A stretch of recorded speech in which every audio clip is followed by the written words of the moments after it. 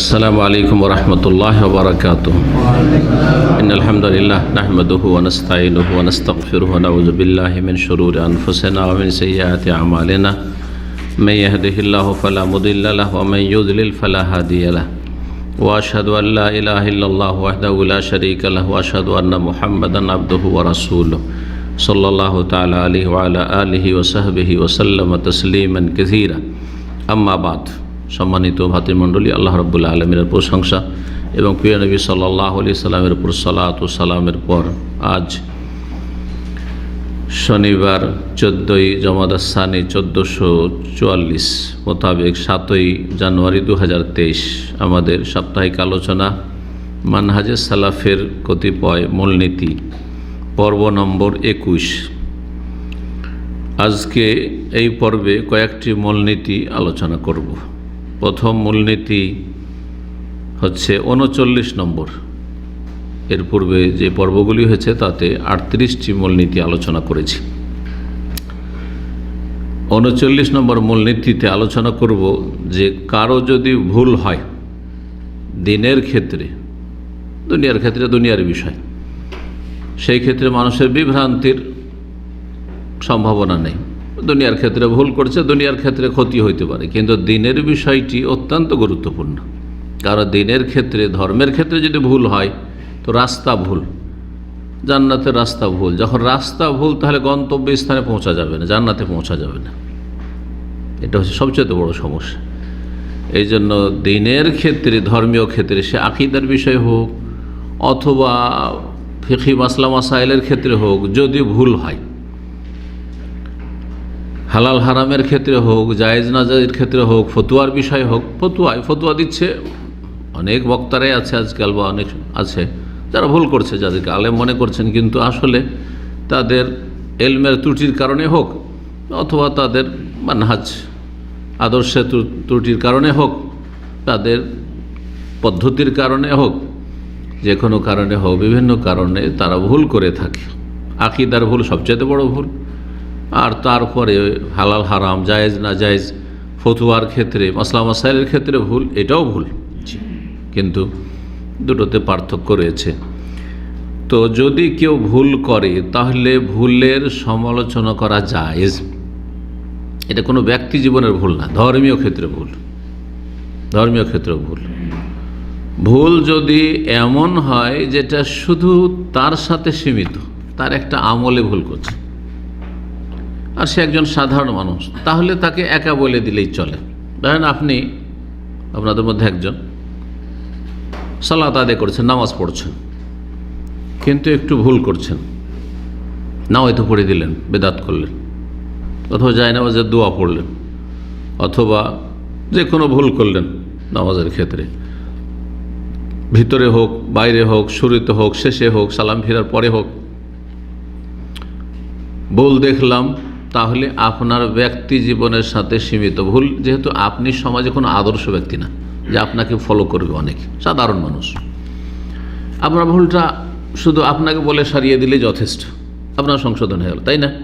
কিন্তু সেই ভুলটা যদি একজন আলেমের হয়, একজন আলেম ধরেন মসজিদে নামাজ পড়ছে, সালাত আদায় করছে, আর তার বেশ কিছু মান্যওয়ালা আছে, ফলোয়ার আছে, অনুসারী আছে, দেখছে তার দিকে চোখের সামনে, আর সেই ভুলের ওপর যদি চুপ থেকে যান অথবা বলেন যে আচ্ছা পার্সোনাল ডেকে বলি, হ্যাঁ, যেমন অনেকে বলেন যাকে ওনাকে বলেছেন আপনি টেলিফোন যোগাযোগের মাধ্যমে, অথবা পার্সোনাল বলেছেন, পার্সোনাল বলি, তো ওই যে লোকেরা দেখলো, দর্শক, যে ভুলটা, তো এই ভুলটা ওরা শরীয়ত মনে করবে না, বিভ্রান্ত হবে। তাহলে এই যে ক্ষতির আশঙ্কা রয়েছে অনেকের, এর যদি একটা আমলের ক্ষেত্রে হয়, এর চাইতে বড় ভুল হচ্ছে যে বক্তব্যের স্টেজে ভুল করে দিল, আর বলছেন না না না, স্টেজ থেকে নামিয়ে তারপরে তখন নামবে, তখন সেখানে পার্সোনাল থাকে, চুপচাপ বলবেন। তাহলে এই যে হাজার হাজার লোকেরা সামনে শুনলো, সব তো গুমরাহ হইল, ভুল তথ্য পেল ইসলাম সম্পর্কে। তাহলে ওখানেই সংশোধন হইতে হয়, হয় ওই মজলিসেই সংশোধন হইতে হবে, আর সেটা যদি সম্ভব না হয়, তাহলে সেখানে হলে ওই চলে যাবে, আর ঝগড়া বিবাদ লেগে যেতে পারে। কারণ একদল আছে পক্ষ নিবে বক্তার, ভুল করলো, আর এক দল আছে আপনার পক্ষ নিবে, আর দুই দলে মারামারি শুরু হইতে পারে। তাহলে অন্য কোনো স্টেজে হোক, বক্তব্যে যেমন সে বক্তব্য ভুল করেছে, তেমনি ওই রকমই স্টেজে আপনি আমি বক্তব্য করি, আলোচনায় লিখে সেই ভুলের সংশোধন করতে হবে, ভুল সম্পর্কে জাতিকে সতর্ক করতে হবে। এটা জায়েজ, অনেক সময় জরুরি। এমনি সাধারণ অবস্থায় জায়েজ, কিন্তু যখন দেখছেন যে কেউ নাই এই ভুলের সংশোধন করার, এই ভুল সম্পর্কে বলার কেউ নাই, তখন ফরজ না হলে সংশোধনই হবে না, জাতি বিভ্রান্ত হয়ে থেকে যাবে। আপনি বলুন যে আমাদের দেশের মাহফিলগুলোতে বালাগাল ওলাবে কামালেহি কাশাফাদ্দ যাবে জামালি পড়া হইতো, তারপরে সম্মিলিত দুরুদ সুর করে পাবনার মেহরুল্লাহ মুর্শি আল্লাহুম্মা সাল্লি আলা সাইয়্যিদিনা মাওলানা মুহাম্মদের সাথে দুরুদ পড়েন। এখন এই যেসব বক্তারা এসব করে রেখেছে, সেটা যদি সংশোধন না করা হয় বা সে সম্পর্কে না বলা হয়, তাহলে জাতি তো বিভ্রান্ত হয়ে যাবে। মনে করবে জাতি কেন, মাদ্রাসার ছাত্র বিভ্রান্ত হচ্ছে, কারণ এরা গিয়ে ওই স্টেজে যখন উঠছে মনে করছে আমাদের তো ওই বড় হুজুর আর বড় আল্লামা সাহেব এ বালাগাল ওলা পড়েছেন, আল্লাহুম্মা সাল্লি আলা সাইয়্যিদিনা পড়েছেন আর সম্মিলিত জিকির করিয়েছেন, তো আমরাও করি। আর ওই তাদের অনুকরণে ওইভাবে খুতবা পড়া, আর ওইভাবে বালাগাল ওলাবে কামালি পড়া, আর কিছু ফার্সি শের শায়েরি করা, এসব অভ্যাসগুলি আছে না নেই? মাদ্রাসার ছাত্র কোত্থেকে শিখলো? ওই বড় বড় হুজুরগুলো যে বিভ্রান্ত, সেগুলো থেকে শিখেছে। গ্রামে গ্রামে গিয়ে যে বিভ্রান্ত করছে আপন আপন জায়গায় গিয়ে। সুতরাং যে বিষয়টি সেটা হচ্ছে যে কারো ভুল হলে তার সমালোচনা করা জায়েজ, যাতে করে সংশোধন হয়ে যায়, তারও সংশোধন হয়, আর জাতীয় বিভ্রান্তি থেকে বেঁচে জাতির সংশোধন হয়। সে যদি হটকারিতা করে, অনেক সময় বক্তা মানতে চায় না, তার মধ্যে অহংকার আছে। অনেক মুফতিরা আছে মানতে চায় না, ও ভুল বলেছে, তারা ভুলটা কি বলছে না ঠিকই করেছে। দেখছেন শুনছেন আপনারা এগুলো বিষয়, ও জাগ্গা, কিন্তু জাতি অন্তত গুমরা না হোক। ও একা গুমরা থাক, কিন্তু জাতি সতর্ক হয়ে যাচ্ছে, না ওই যে বক্তা বলেছে, ওই যে মুফতি ফতোয়া দিয়েছে, তাহলে সেটা ভুল। কারণ আরও ওলামায়ে কেরামগণ তার প্রতিবাদ করেছেন এবং সে ভুল সম্পর্কে সতর্ক করেছেন, সচেতন করেছেন জাতিকে। জরুরি। তো এই বিষয়ে একটি হাদিস নিয়ে এসেছেন এখানে। সুবাইয়া বিনতুল হারিস বলে একজন সাহাবিয়া ছিলেন, তার স্বামী ইন্তেকাল করে, তার মানে তিনি বিধবা। আর যখন তিনি বিধবা হন তখন তার পেটে বাচ্চা ছিল। তাহলে তার ইদ্যত কত? বিধবার ইদ্যত আছে না, বাচ্চা ভূমিষ্ঠ হওয়া পর্যন্ত। আল্লাহ কোরআনে বলেছে ওয়াউলাতুল আহমালি আজালুহুন্না আইয়াদান হামলাহুন, সূরা তালাকে রয়েছে।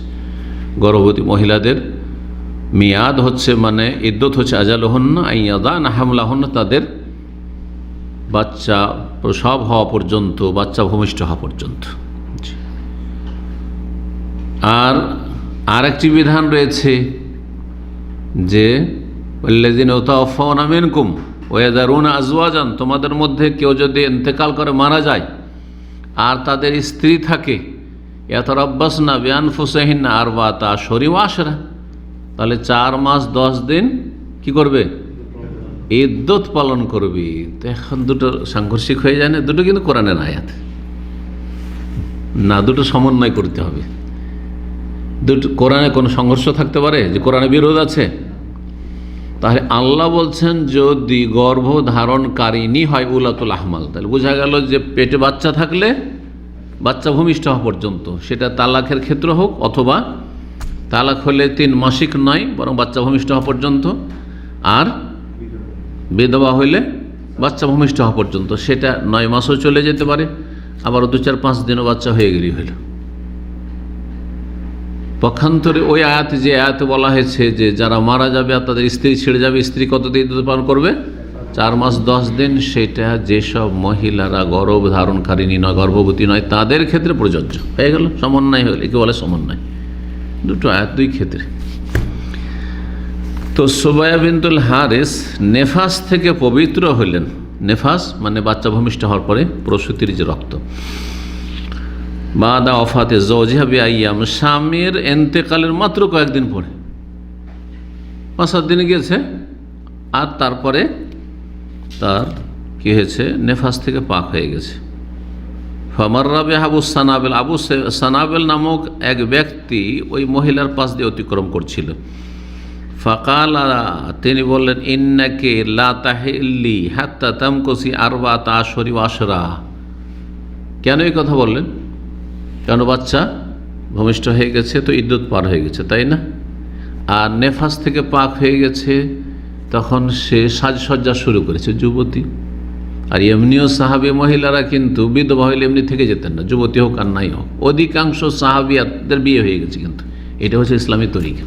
আর আমাদের সমাজে যুবতীরা সহজে বিয়ে বসবে না, না একবার বিয়ে জীবনে একবার হয়, এই কথাটি আমাদের মূর্খ সমাজে আছে। বিয়ে জীবনে একবার হয়। আরও বলে অনেক মহিলারা, যারা বেশ মানে সত্যি নিজেকে বলে আর দিনদার মনে করে যে না, ইজ্জত শুধু একজনকে দেখেছে আর না। আরে তুমি হারামে যাচ্ছ নাকি? আর এইদিকে যে তোমার হারামের আশঙ্কা আছে, ফিতনায় পড়ার আশঙ্কা আছে, আর তুমি ফিতনায়, তোমাকে কেউ ফিতনা ফেলে দেবে এই আশঙ্কা আছে। অনেক মেয়েরা ভালো থাকতে চায়, কিন্তু ওকে ভালো থাকতে দেয় না। অনেক মেয়েরা কলেজে ভার্সিটিতে লেখাপড়া করতে যায় খুব সৎ নিয়ত নিয়ে, আমি একেবারে ফেরেশতা থাকবো, তাই না? কিন্তু দেখা গেছে যে ওখানে যাওয়ার পরে পরিবেশ এত খারাপ, সে যৌন নির্যাতনের শিকার হয়েছে, ধর্ষিতা হয়েছে, মানে বিভিন্ন রকমভাবে সে কখনো সে এরকম পরিস্থিতির সম্মুখীন হবে কল্পনাও করতে পারেনি, কিন্তু নিরুপায় হয়েছে। এমন জায়গায় গিয়ে তাকে ফাঁসিয়ে দেওয়া হয়েছে। হচ্ছে না? তাহলে এই জন্য শরীয়তের বিধান, স্বামী মারা গেছে অথবা তালাক হয়ে গেছে, বিয়ে করে নাও, যেই বয়সেরই হোক না কেন। বুড়ির জন্য বুড়ো আছে বিয়ে করার জন্য। একাধিক বিয়ের ব্যবস্থা থাকলে তো, আর শুধু একটা করবেন তাহলে কি আর করবেন?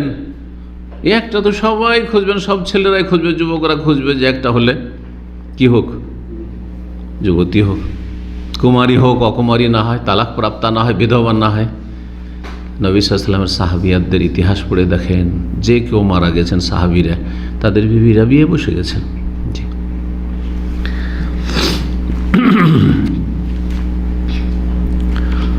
তো বিয়ে যাতে করে প্রস্তাব আসে, একটু সেজেছেন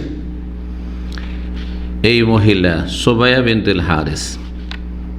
তখন আবু সানাবেল বুঝতে পেরেছেন যে সেজে আছে, কদিন আগে মারা গেল স্বামী। ইন্নাকা লা তাহিল্লি, তুমি হালাল হওনি, হালাল হবে না, হাত্তা তামকুসি আরবাত আশরি আশা, যতদিন পর্যন্ত 4 মাস 10 দিন না পার হবে। উনি বুঝতে পারেননি বিষয়টি, ভাবছেন যে 4 মাস 10 দিন বিধবার জন্য, যে কোনো বিধবা হোক না কেন, গর্ভধারণকারিণী হোক অথবা এমনি হোক। তাহলে কার মতটি ভুল ছিল? এই আবু সানাবেলের মতটি বা তার বুঝটি ভুল বুঝছিল। তখন এই মহিলা বলছে, কেমন কথা হইল? আমি তো জানি যে বাচ্চা ভূমিষ্ঠ হয়ে গেলে আমি হয়ে গেছি, ইদ্যত পার হয়ে গেছে, আর ইদ্যত পার হওয়ার পরে সাথে সাথে বিয়ে বসা যায়, কিন্তু যেহেতু নাপাক অবস্থায় আর বিয়ে হলেই তাড়াহুড়া হয়তো লেগে যাবে দেখা সাক্ষাতের জন্য, যার ফলে নেফাস থেকে পাক হয়ে গেছে। আরও ক্লিয়ার, নেফাস থেকে পাক হয়েছে, বিয়ে হইলে সাথে সাথে স্বামীর বাসরে যেতে পারবে, কোনো বাধাও নেই।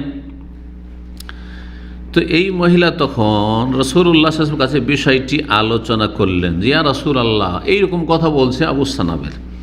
ফাকালা, তখন রাসূলুল্লাহ কি বলছেন শোনেন, যেহেতু ভুল করেছে কে? আবু সানাবেল। বলছেন কাযাবা আবু সানাবেল, আবু সানাবেল মিথ্যা কথা বলেছে। উনি মিথ্যা বলেছেন না ভুল করেছেন? ভুল করেছেন। কিন্তু নবী সাল্লাল্লাহু আলাইহি ওয়াসাল্লাম কি বলছেন? মিথ্যা বলেছেন। আরবরা অবাস্তব কথাকে কাযাবা বা মিথ্যা বলে আখ্যায়িত করতেন। আর মিথ্যার সংজ্ঞা কি? মিথ্যা মানে যেটা বাস্তবসম্মত নয়, অবাস্তব কথা যেটা, সেটা মিথ্যা, ইচ্ছা করে মিথ্যা বলেন অথবা অনিচ্ছাকৃত ভুল হোক, সেটাও তো মিথ্যাই কথা, কথাটা তো মিথ্যা। ধরেন কেউ খবর দিচ্ছে, শুনে ও ইচ্ছা করে কিন্তু মিথ্যা কথা বলতে চাই না। এরকম অনেক সময় গুজব শুনছেন না, যে এরকম না কি হয়েছে, তো কথাটা আপনি কিন্তু ইচ্ছা করে মিথ্যা অপবাদ দিচ্ছেন না বা মিথ্যা রটনা রটাচ্ছেন না, কিন্তু এই যে শুনে বলছেন, এই জন্য শুনে কথা বলা নিষেধ করা হয়েছে। সেই ব্যক্তি একজন মিথ্যুক, যে শুনে কথা বলে, কারোর কাছ থেকে শুনলো নকল করে দিল, হ্যাঁ, কাফা বিল মারই কাযিবান, একজন মানুষের মিথ্যাবাদী মৃত্যু খাওয়ার জন্য এতটাই যথেষ্ট। আইয়ু হাতে সবে করলে মাস যা শুনলো তাই বয়ান করে দিল, তদন্ত করলো না। তোমার বলার কী বা প্রয়োজন তদন্ত না করে? তুমি মিথ্যুক একটা, ওরাও মিথ্যুক, তুমি মিথ্যুক। তাহলে আসলে আরবি ভাষায় বা এমনি তো আমাদের ভাষা তো মিথ্যা মানে অবাস্তব কথা, সেটা ইচ্ছা করে হোক অথবা অনিচ্ছাকৃত। অনিচ্ছাকৃত করলে ভুল করেছে, কিন্তু আসলে অবাস্তব মানে তো মিথ্যা কথা। এই জন্য নবী সাল্লাল্লাহু আলাইহি ওয়াসাল্লাম কি বলছেন, কাযাবা আবু সানাবে, আবু সানা মিথ্যা কথা বলেছে। 4 মাস 10 দিন তোমার ইদ্যত না, তোমার ইদ্যত হচ্ছে বাচ্চা ভূমিষ্ঠ হওয়া পর্যন্ত। লাইসা কামা কালা, বিষয়টি এমন না যেমন সে বলেছে। কাদ হালালতে, তুমি হালাল হয়ে গেছো, তুমি হালাল হয়ে গেছো মানে স্বামীর জন্য বিবাহের জন্য প্রস্তুত হয়ে গেছো, তুমি এখন বিবাহ বসতে পারো। ফানকেহি, সুতরাং তুমি বিয়ে করতে পারো, সুতরাং তুমি বিয়ে করতে পারো। ইমাম সাঈদ বিন মানসুর তার সোনানে বর্ণনা করেছে, একটি হাদিসের কিতাব রয়েছে সোনান সাঈদ বিন মানসুর। আর ইমাম শাফি রাহিমাহুল্লাহ বর্ণনা করেছেন তার কিতাবুল একটি হাদিসের কিতাব রয়েছে। ইমাম শাফির 2টি কিতাব রয়েছে, একটি হাদিসের আল আর একটি হচ্ছে রেসালা ফিকহ উসুল ফিকহের ক্ষেত্রে। তো এতে রয়েছে, এছাড়াও বাইহাকিতে রয়েছে, যেমন ইমাম আলবানী রাহিমাহুল্লাহ আলোচনা করেছেন এবং হাদিসটি সহিহ। নবী সাল্লাল্লাহু আলাইহি ওয়াসাল্লাম কি বললেন, কাযাবা ফুলানুন মানে আখতা ফুলান, অমুক ভুল করেছে। এই জন্য এইরকম ক্ষেত্রগুলিতে বাংলাতে অনুবাদ করবেন, মিথ্যা বলেছে বলবেন না, কারণ আমাদের দেশের মানুষ মিথ্যা মানে তো অন্যরকম মনে করে, বলে অবাস্তব বলেছে। হ্যাঁ, এগুলো দেখেন অবাস্তব কথা বলেছে। মা দল্লা সাহেবকুম না, হ্যাঁ তোমাদের সঙ্গী অর্থাৎ নবী সাল্লাল্লাহু আলাইহি ওয়াসাল্লাম পথভ্রষ্ট হননি। তো পথভ্রষ্ট কথাটা বেশি খারাপ লাগছে, হ্যাঁ, কিন্তু সেটা হালকা করা যায়, হ্যাঁ, দিশেহারা হননি। জি, তারপরে অদ্দোহা আল্লাইলে যা সাজ মা ওয়াদ্দা কা রব্বুকা মা কালা, কিছু রয়েছে না, কোনখানে রয়েছে না, আর হ্যাঁ ও হ্যাঁ আলাম নাশরাহ লাকা সাদরাকা রয়েছে, ওয়া ওয়াজাদাকা দাল্লান ফাহাদা, হে নবী তোমাকে আল্লাহ পেয়েছিলেন দাল্লান, দল্লন মানে কি, দাল্লান মানে গুমরাহ হয়, আর গুমরাহ মানে গুম মানে হারিয়ে দেওয়া, রাহ মানে রাস্তা মানে পথভ্রষ্ট। ওরই তরজমা হচ্ছে বাংলা হচ্ছে পথভ্রষ্ট, আর এটা ফার্সি, তাই না? ওর মানে হচ্ছে বিভ্রান্ত, আর ওর মানে হচ্ছে দিশেহারা। কোনটা অর্থ করবো এখানে? দিশেহারা। আমাদের এক ছাত্র ভাই খুদবা পড়ে দিয়ে গেছে কোন এক ক্যাম্পে, আর যাওয়ার পরে খুদবাতে এইটার তর্জমা করেছে যে আল্লাহ তোমাকে পথভ্রষ্ট গুমরাহ পেয়েছে, তারপরে হেদায়েত করেছে। বলছে দেখো দেখো কত বড় বেয়াদব, নবীকে বলছে গুমরাহ, আল্লাহ নাকি গুমরাহ পেয়েছে, মানে একসময় নবী গুমরাহ ছিলেন। মার খেতে হবে না, হবে না? সাবধান। এই জন্য ভাষা অত্যন্ত জরুরি। আমার শ্বশুর রাহিমাহুল্লাহ খুব একটা সুন্দর কথা বলতেন, বাবা ভাষাতে কিন্তু সব কিছুই আছে, ভাষাতে কিন্তু সব কিছু আছে। একটি কথা আপনি এক ভাষায় বলছেন, শুনতে খুব মজা লাগছে, আর এক ভাষায় বলছেন আপনার ভাত নাই সেখানে। আপনার মাকে মা বলছেন, কত মায়া ভরা কথা, কত শ্রদ্ধা ভরা কথা, তাই না? মা, আল্লাহু আকবার, যা থাক না খেয়ে আপনাকে খেতে দিবে, কিন্তু আপনার মাকে আপনার বাপের স্ত্রী না। এই উদাহরণটাই তিনি দিতেন।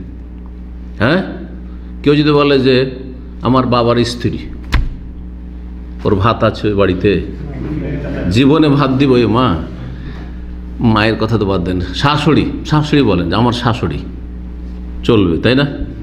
তাও বাঙালি মাশাআল্লাহ এহতেরামে ওকে মা, ওকেও মা, ঠিক আছে চলেন, চলবে, ওটাও জায়েজ। কিন্তু শাশুড়ি বললেও চলে, তাই না?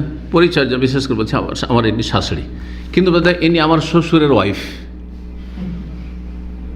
বলেন দেখি খেতে দিবে শাশুড়ি? কখনো খেতে দেবে না, এক দানা দেবে না। বেয়াদব কোথাকার, কোন জামাই এসেছে।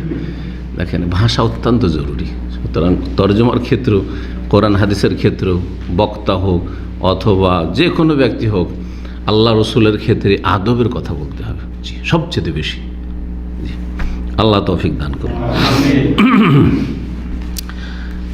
ইমাম ইবনে তাইমিয়া রাহিমাহুল্লাহ বলছেন, ফাইনাল মুমিনা লিল মুমিনি কালিয়াদাইন, একজন মুমিন মুসলিম আর একজন মুসলিমের জন্য দুই হাতের মতো। দুইজন মুসলিম দুই হাতের মতো। দুই হাত কি করে? তাগসিলু ইহদাহুল উখরা, এক হাতে যদি ময়লা থাকে, দেখেন গোস্ত খেয়েছেন, চর্বি লেগে আছে, এরকম করে ধুয়ে কিন্তু অত পরিষ্কার হয়নি। একজন মুসলিমের জন্য ওই যে দুই হাতের মতো, দুইজন দুই হাত, তাহলে একজন আরেকজনকে ধুয়ে দেওয়ার চেষ্টা করবে। হাদিসে আয়নার কথা রয়েছে। আয়না কি করে? আয়না কিন্তু বেশিও দেখাবে না আর কমও দেখাবে না। যদি একটা মাছি বসে থাকে দুটা দেখাবে না, হ্যাঁ, এইখানে যদি ময়লা থাকে তো এখানে দেখাবে না। কিন্তু আপনি আমি অবিচার করি, কারো দোষ আছে এতটুকু যাকে দেখতে পারেন না, কারো দোষ আছে এতটুকু কিন্তু খুব প্রিয়জন, খুব ভালোবাসা, না না না না ওইটারও ব্যাখ্যা আছে, ও ভালো মানুষ, ফেরেশতা। করছেন না, কিন্তু আয়না এ খেয়ানত করে না। তো মুসলিমের যদি ঈমান ইসলামে দুর্বলতা না থাকতো তো এরকম কাজটা করতো না। যার যতটা ভালো আছে ভালো বলবেন, মন্দ আছে মন্দ বলবেন, মন্দকে ভালো করার চেষ্টা করবেন না, আর তার বিপরীতটাও করবেন না। তো বলছেন সুবহানাল্লাহ, কথাটি খুব গুরুত্বপূর্ণ। মুমিন হচ্ছে একজন মুমিন আরেকজনের জন্য দুই হাত স্বরূপ, হ্যাঁ হাত স্বরূপ। ওয়াকাদ লা ইয়ানকালিউল ওয়াসিখু ইল্লা বিনাউইন মিনাল খুশুনাতি, কখনো কখনো ময়লা আবর্জনা বা ধরেন যেমন বললাম চর্বি এমন কিছু লেগে আছে, মানে যারা পেন্টের কাজ করে এক হাতে ছুড়ে দিতে পারেন না, ঘষা দিয়ে ছুটেছেন আপনি। লাকিন যালিকা ইউজাউ মিনা নাযাফাতি ওয়া নউমাতি মা নাহমাদু মাহু যালিকা তাখশীর। এই যে ঘষা দিয়ে, শক্ত ঘষা দিয়ে এক হাতকে আর এক হাতের সাথে ঘষা দিয়ে আমরা ছুটিয়ে থাকি, এটা ভালো মনে করি না মন্দ মনে করি? ভালো মনে করি। ঠিক তেমনি যদি একজন আলেম আরেকজন আলেমের ভুল ধরে, এটা খারাপ নজরে কেন দেখছেন? এটা ভালো নজরে দেখা উচিত। আর শক্ত ভাষায় ভুল ধরেছেন না, শক্ত ভাষায় ওই রকম ভুল করেছে, আকীদার ভুল, মানহাজের ভুল, মানুষকে বিভ্রান্ত করছে ধর্মের নামে, ডাহা ফতুয়া ভুল দিয়েছে। আবু হানিফা, শাফি, মালিক, আহমদ, উম্মত মুসলিম, বড় বড় আইম্মা কেরাম, ওলামা কেউ ফতুয়া দেয়নি, নতুন নতুন ফতুয়া না মাইলে দিস হলেই হবে? তাহলে অবশ্যই সতর্ক সাবধান করতে হবে। না উনিও তো আমাদের আহলে হাদিস, ওনার সম্পর্কে এইভাবে বলা উচিত ছিল না। এত বড় বড় ভুল করে কেন? তাই আহলে হাদিস তাহলে ফতুয়া দেওয়ার যোগ্য না, তো ফতুয়া দেবে না? ফতুয়া কেন দিচ্ছে তাহলে? বোঝার বিষয় রয়েছে। তো কখনো কখনো আমরা নিজেরাও ময়লা এমন লেগে আছে যে না ওই নখ দিয়ে এমন কচলাতে হবে যে ছাল চামড়া উঠিয়ে নেওয়ার মতো, তাহলে পরিষ্কার হবে। তাও করি আমরা, লাল হয়ে গেছে কচলাতে গিয়ে। ঠিক ওই রকমই মানুষের দোষ ত্রুটি যদি দেখা যায় না, হালকা করে দিলে কাজ হবে না, তাহলে ভালো করে ডোজ দিতে হবে, শক্ত করেই দিতে হবে। নরম ভাষাতে কাজ নরম, আর যদি গরমের প্রয়োজন হয় তো গরম। জি, তো সুন্দর কথা বলেছেন ইমাম ইবনে তাইমিয়া রাহিমাহুল্লাহ, তার মাজমুয়া ফাতাওয়া 28তম খণ্ড 53-54 পৃষ্ঠায় কথাটি বলেছেন। 40 নম্বর মূলনীতি হচ্ছে যে মানুষের ভুলের সংশোধনের ক্ষেত্রে সবসময় নাম ধরে বলবো না। যদি আমরা প্রথম দেখব বিনা নাম ধরাই যদি জনগণ বুঝে নেয়, ভুলের সংশোধন হয়ে যায়, বিভ্রান্তির গুমরাহির আশঙ্কা না থাকে, তাহলে নাম বলার কোনো প্রয়োজন নাই যে অমুক বক্তা ভুল করেছে, হ্যাঁ অমুক ব্যক্তি এই ফতোয়ায় ভুল করেছে, এই কথা বলার কোনো প্রয়োজন নেই যদি সংশোধন হয়ে যায়। কিন্তু যদি দেখা যায় যে এইভাবে যদি বলি তাহলে সংশোধন হচ্ছে না, তাহলে তখন নাম ধরে বলতে হবে, কিতাবের নামের প্রয়োজন, কোন কিতাবে এই ভুলগুলি আছে বলতে হবে, বক্তব্য কার বক্তব্য তার নাম ধরে বলতে হবে যদি প্রয়োজন হয়, আর প্রয়োজন না হলে বলতে হবে। নবী সাল্লাল্লাহু আলাইহি ওয়াসাল্লাম সাধারণত প্রয়োজন হইতো না, মানুষ বুঝে নিতেন, বোঝার শক্তিও তাদের ছিল, আর ভুলগুলিও অত বড় বড় মেজর ভুল, বড় ধরনের ভুল ছিল না। এমন নয় যে আকীদার বিভ্রান্তি ছিল, হয়তো কিছু ভুল ত্রুটি ছিল, তো সাধারণভাবে বলে দিলে মানুষরা বুঝে নিতেন যে অমুক ব্যক্তি বা কিছু লোকের এই ধরনের ভুল করেছে, ওগুলো থেকে আমাদের সাবধান থাকতে হবে, সেটা ভুল করেছে সে। তো বলছেন যিকরুন নাসে আলা সাবিলিল উমুম, মানুষের ভুলের ক্ষেত্রে আলোচনা করতে হবে আমভাবে, সাধারণভাবে, নির্দিষ্টকরণের কোনো প্রয়োজন নেই যে অমুক ব্যক্তি, অমুক বক্তা, অমুক লেখক এটা ভুল করেছেন। প্রথম কথা প্রয়োজন নেই, যদি নাম না ধরে হয়ে যায়। আর এটা সবসময় আমরা চেষ্টা করি, যাদের ভুল এরকম ছোটোখাটো আছে নাম ধরি না, কারণ নাম ধরলে আরও ক্ষতির দিকটা বেশি রয়েছে। হ্যাঁ, কারণ কিছু লোকের তখন কি হবে, অতি ভক্তি যা আছে ওই ভুলকারী সম্পর্কে, তখন ওদের তখন হক কথার উপরে অ্যালার্জি হয়ে যাবে, কারণ আমার কথা তখন আর নিতে চাই না, কারণ আমি তার প্রিয়জনের নাম ধরে যে সমালোচনা করে দিয়েছি। কথা বোঝা গেছে? তো যদি দেখা যায় যে না এমনিতে সংশোধন হয়ে যাবে, বুঝে নেবে মানুষের, তাহলে যথেষ্ট এটা যে অমুক ব্যক্তি ভুল করেছে, অথবা কোনো এই যে মশলাগুলি রয়েছে এগুলো ভুল ফতোয়া, এগুলো ভুল ফতোয়া, এই বিষয়গুলি ভুল। ওয়ালা ইউসাম্মি, নাম উল্লেখ করবে না, অমুক ব্যক্তি, অমুক আলেম, অমুক কিতাবে ভুল করেছেন বলার প্রয়োজন নেই। ইল্লা ইযা ইহতাজা ইলা যালিক, তবে তার যদি প্রয়োজন হয়, প্রয়োজন ছিল। সুফিদের সম্পর্কে চরমনাই নাম ধরে যদি না বলতাম, তাহলে বাঙালি যাতে মনে করেছিল শুধু যদি পীরেরা এই ধরনের ভুল করে, পীরদের কিতাবে এইসব বদাকিদা আছে, হ্যাঁ, তাদের কিতাব ধরে ধরে যদি না বলতাম, আশেক মাসুক আর ভেদে মারেফাত আর তারপর মাওয়াইজে কারিমিয়া এইসব না কিতাব সামনে না নিয়ে আর নাম ধরে যদি না বলতাম, তাহলে কখনো হেদায়েত হইতো না। কারণ বাঙালি জাতির বড় বড় যে বক্তা, আন্তর্জাতিক খ্যাতি সম্পন্ন বক্তা যাদেরকে বলতে, তারা বলছে যে না, আমরা সব পীরের বিরোধী নয়, আমাদের সমাজে হক্কানি পীরও আছে।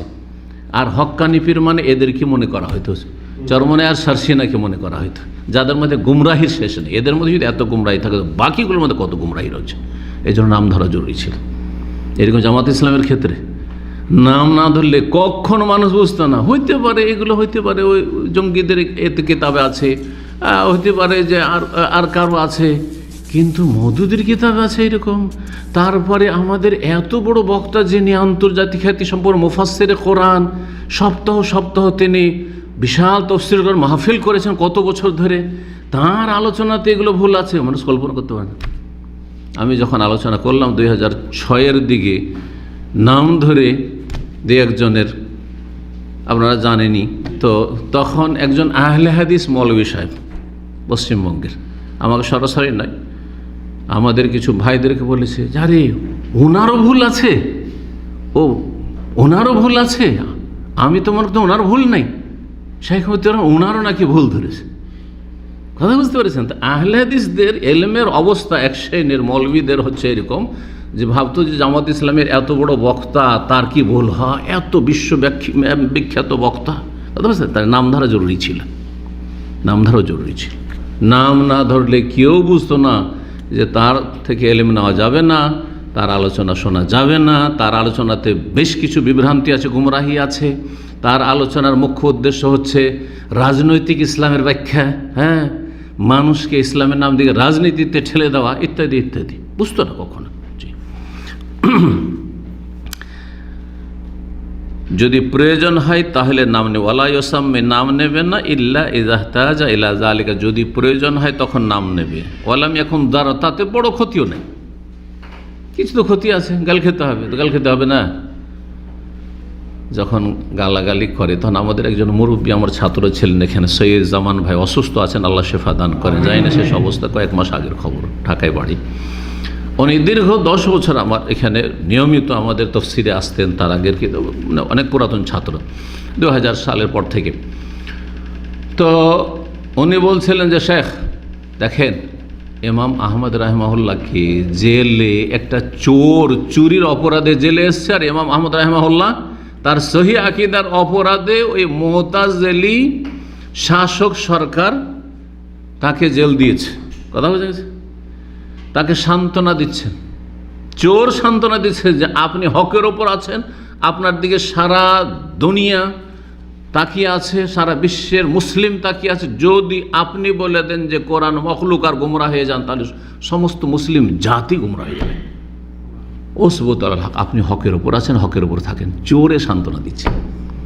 আমাকে চোরে সান্ত্বনা দেয়নি, আমার এক ছাত্রতে সান্ত্বনা দিয়েছিল। কি বলে জানেন?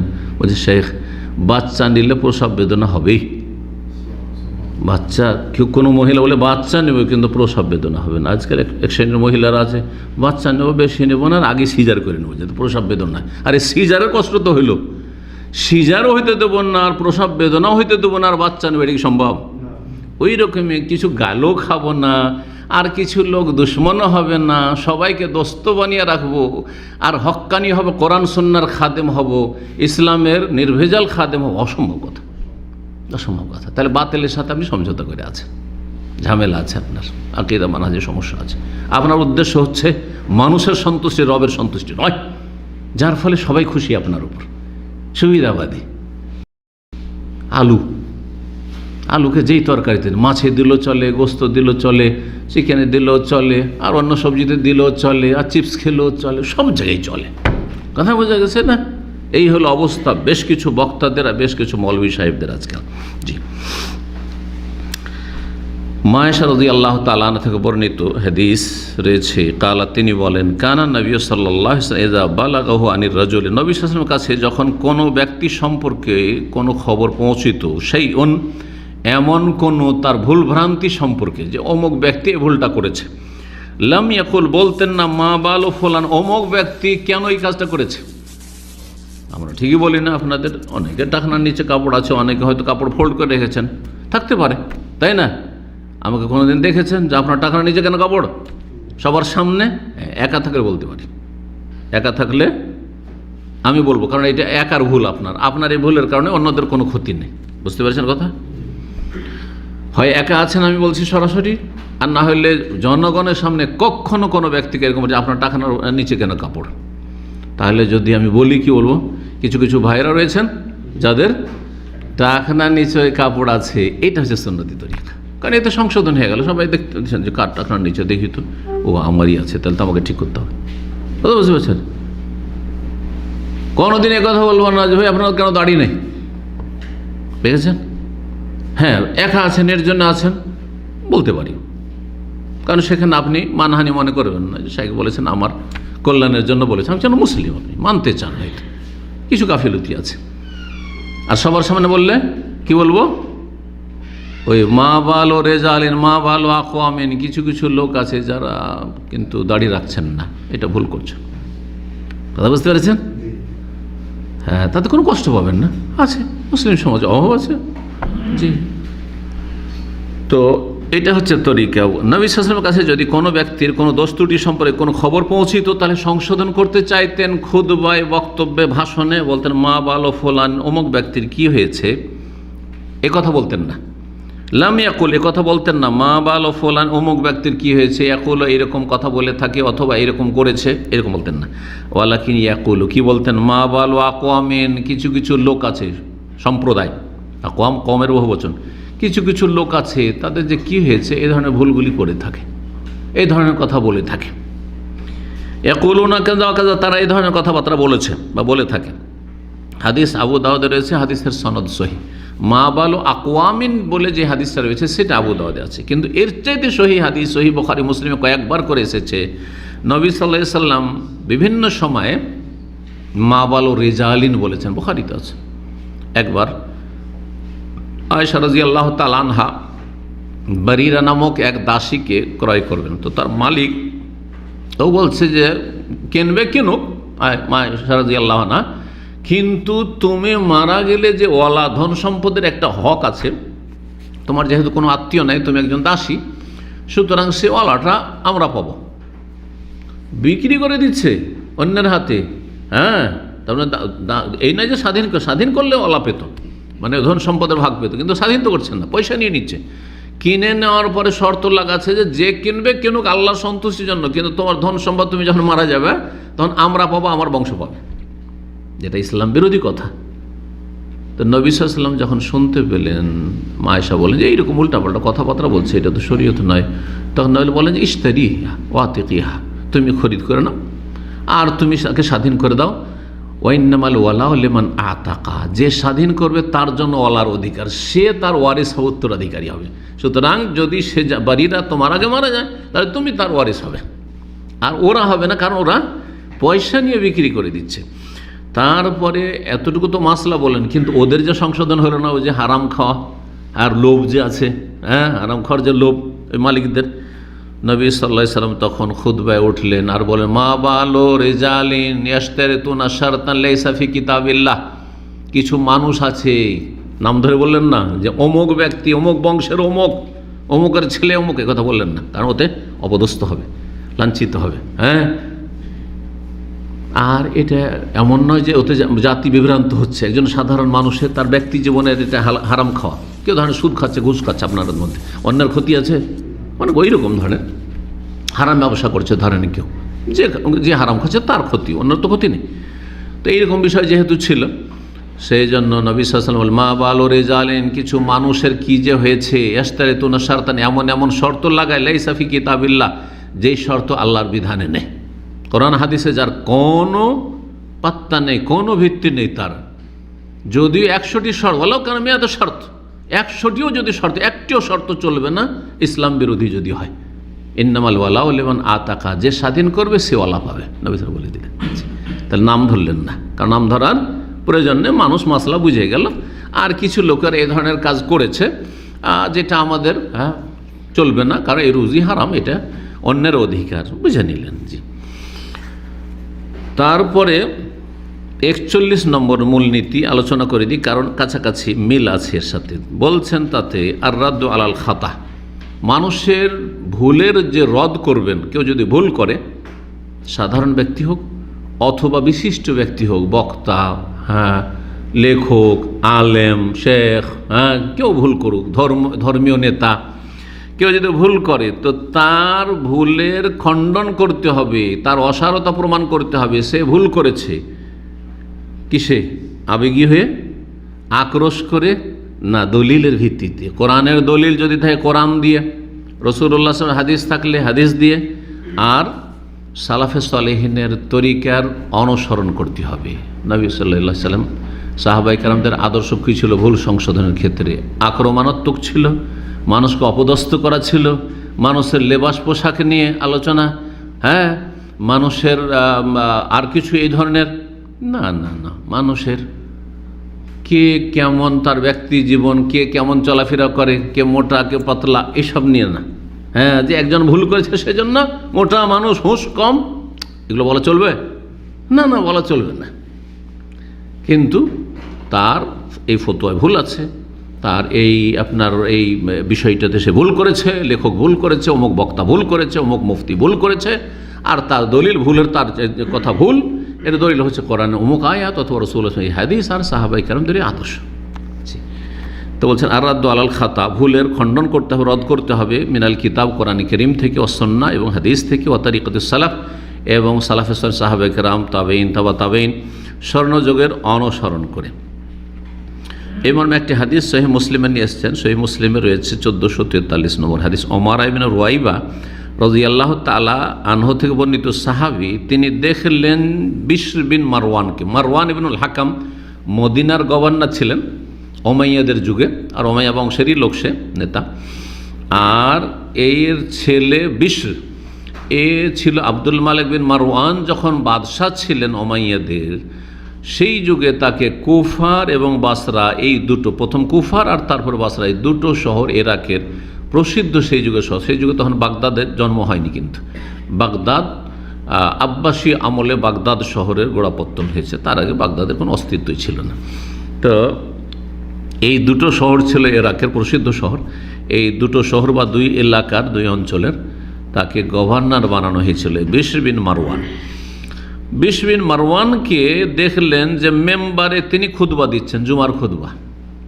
তখনকার যুগ ওমাইয়া আমল পর্যন্ত যারা সরকারি নেতা হইতো তারাই জুমা জামাতের ইমামতি করতো, খুতবা দিত।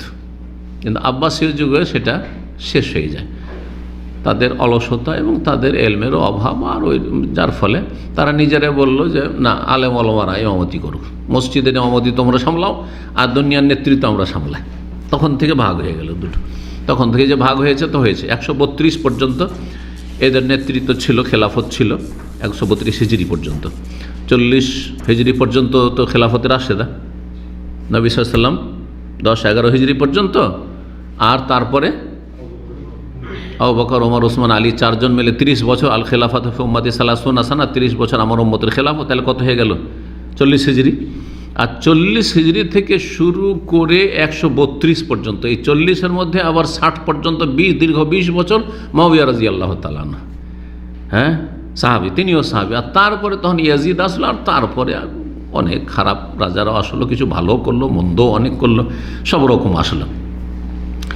তো যাই হোক, এই যুগটাতে কিন্তু তারা জুমা পড়িয়েছে আর মসজিদের ইমামতি করেছে। 132-এর পরে তখন সেটা চলে গেছে।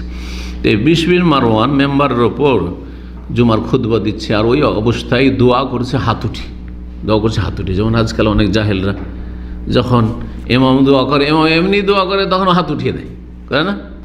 খুতবার শেষ দিকে দোয়া শুনলে কি করে? হাত উঠিয়ে দেয়, দেখবেন। জি, হাত উঠিয়ে দেয়। তো হাত উঠিয়ে যখন দোয়া করছে, এদু বেহা বা এদু বেহেমা, দুই হাত উঠিয়ে হাত উত্তোলন করে দোয়া করছিল। একমাত্র বৃষ্টি চাওয়ার দোয়া হইলে হাত উঠাবে, না হলে হাত উঠাবে না। ইমাম উঠাবে, খতিব উঠাবে না, জনগণ উঠাবে। ফাকালা, তখন ওমারা যেহেতু সাহাবি, তিনি বিষয়টি জানেন যে এটা ভুল করছে, বিদআত করছে, এটি শরীয়তের বিরোধিতা হচ্ছে, ভুল হচ্ছে, সুন্নতের খেলাফ। তখন তিনি বলেছেন, কাব্বাল্লাহু হাতাইনি লিয়াদাইন, এই দুই হাতকে আল্লাহ রাব্বুল আলামিন নিকৃষ্ট করুন। বদ্ধ একটা আমিরকে শক্ত ভাষায় এত বলা বড় সাহসের ব্যাপার রয়েছে। সেই যুগে ছিল, আজকাল বলা সম্ভব? আজকাল এরকম কেউ বলুক তো জীবনে আর বেরোবে না, তাই না? সুতরাং আপনাকে অবস্থা পরিস্থিতি বুঝে, এই নয় যে আমি বেশ বাহাদুরি দেখাতে যাব আর সরকার এত বড় ভুল করছে বিরুদ্ধে বলে দেবো, আর তারপর আমার স্ত্রী দেখাশোনা করা কেউ নেই, ভরণ পোষণের দায়িত্ব নেই, আমার ছেলে মেয়েগুলোর অসহায় হয়ে যাবে, তাদের ভরণ পোষণ কেউ দায়িত্ব, আর আমি বীর মুজাহিদ বাহাদুরি দেখিয়ে দিলাম। না, এটা হেকমত না, এটা জেহালত, এটার নাম হেকমত না, এটার নাম হচ্ছে অজ্ঞতা, মূর্খামি। এগুলো কথা বোঝা গেছে না? আপনাকে সবসময় আপনার আগে দায়িত্ব সরকারের সংশোধন, আপনার স্ত্রী ছেলে মেয়ের। ওর ছেলে মেয়েগুলোকে যদি এভাবে ছেড়ে দিয়ে চলে যাবেন রাস্তা পথে, এগুলো তো সব বেকার হয়ে যাবে, বেদিন হয়ে যাবে সব, এদের ভালো ইসলামী তরবিয়ত না হলে। আর বাপ না হলে কোথাও মা দিয়ে কটা ছেলে মেয়ে তরবিয়ত হয়েছে? খুব কম পাবে যে মা বাবা তরবিয়ত করে। মা সাবালক হলে ছেলেরা মাকে মানতেই চায় না। কথা বুঝতে পেরেছেন না? এই জন্য আপনি আগে ঘরের চিন্তা করেন, পরে চিন্তা কেন করছেন? আপনি যে সম্পর্কে আপনাকে জিজ্ঞাসা করা হবে, আপনার বাড়ির সম্পর্কে কিন্তু কাউকে জিজ্ঞাসা করা হবে না। আর দেশের যেসব নেতারা ভুল করছে ওই সম্পর্কে আপনার চেয়ে অনেক বড় বড়, তাদেরকে হয়তো জিজ্ঞাসা করা হবে, কিন্তু আপনি তো দূরের কথা। কথা বোঝা গেছে? আপনার চেয়ে অনেক বড় বড়রা রয়েছে যারা তাদের কাছে পৌঁছাইতে পারছে কথা, তাদেরকে জিজ্ঞাসা করা হবে, আপনাদেরকে জিজ্ঞাসাই করা হবে না। যে যারা পৌঁছাইতে পারে না, বরং আলেমদেরকেও জিজ্ঞাসা করা হবে না, তাদের কি ক্ষমতা আছে। যার যেখানে সেখানে, হ্যাঁ, এমন কোন আলেম যে নেতার সাথে বসছে আর শুধু চামচামি করছে আর তাদের অন্যায়গুলি সম্পর্কে বলে না, তখন তাকে আল্লাহ ধরবে। তোকে তো সুযোগ দিয়েছিলাম, তুই দেখা সাক্ষাৎ করেছিস, তার সাথে মিটিং করেছিস, কোথায় সংশোধনমূলক কথা, কোথায় দাওয়াত দিয়েছিস, ধরা পড়ে তখন তারা। তো এই দুই হাতকে আল্লাহ নিকৃষ্ট করুক। দুই হাতকে ওকে বলেছেন, দুই হাত বলতে যেই দুই হাত দিয়ে এই সুন্নতের খেলাফ কাজ করেছে, উদ্দেশ্য তাকে বদদোয়া দেওয়ার নাই। আর কেউ বলেছেন যে বদদোয়া। যাই হোক, লাকাদ রাআইতু রাসূলুল্লাহ, এটা হচ্ছে নবী সাল্লাল্লাহু আলাইহি ওয়াসাল্লামের সুন্নতের মহব্বতি কথা। নবীর সুন্নতে, নবীর আদর্শে মহব্বতের দাবি হচ্ছে শক্ত ভাষায় কথা কখনো বেরিয়ে যাওয়া। জি, আল্লাহর সন্তুষ্টির জন্য এবং নবী সাল্লাল্লাহু আলাইহি ওয়াসাল্লামের সুন্নতের জন্য বলেছেন। রাসূলুল্লাহ সাল্লাল্লাহু আমি দেখেছি, এই নয় যে আবেগে কোনো কথা বলছেন, দলিল দিচ্ছেন সুন্নাত থেকে, যেহেতু কোরআনে নাই তো হাদিসে আছে। আমি রাসূলুল্লাহ সাল্লাল্লাহু আলাইহি ওয়াসাল্লাম দেখেছি, মা ইয়াজিদু আলা ইয়াকুলা বিহাদিহি হাকাযা, যখন দোয়া করতেন বা আল্লাহর নাম আসতো তখন শাহাদাতের আঙ্গুল দিয়ে ইশারা করতেন, হাত উঠিয়ে দোয়া করতেন না, হাত উঠিয়ে দোয়া করতেন না, বরং আকাশের দিকে আঙ্গুল উঠাতেন। এতটুকু করেছেন, এর বেশি কখনো করেননি। এমনকি যেসব বক্তারা হাত ঝাড়ে, দুই হাত ঝাড়ে, এইরকম করে, এটা সুন্নতের খেলাফ, কিন্তু এটাও নিষেধ আছে। নবী সাল্লাল্লাহু আলাইহি ওয়াসাল্লাম আলোচনাতে এক হাতে করতেন, এক হাতে এইভাবে, হয় আঙ্গুল দিয়ে আর না হলে এইভাবে। জি, এটা হচ্ছে তরিক। আর যারা ওই রকম বক্তা, এলেম কম আর কথার তর্জন গর্জন বেশি, হ্যাঁ, কিছু নেই বডি ল্যাঙ্গুয়েজ দিয়ে, কেন তার কথার চাইতে বেশি তার ধারালো হচ্ছে তার বডি ল্যাঙ্গুয়েজ, তার দেহ। জি, এ হলো অবস্থা। তো নবী সাল্লাল্লাহু আলাইহি ওয়াসাল্লাম এর বেশি করেননি।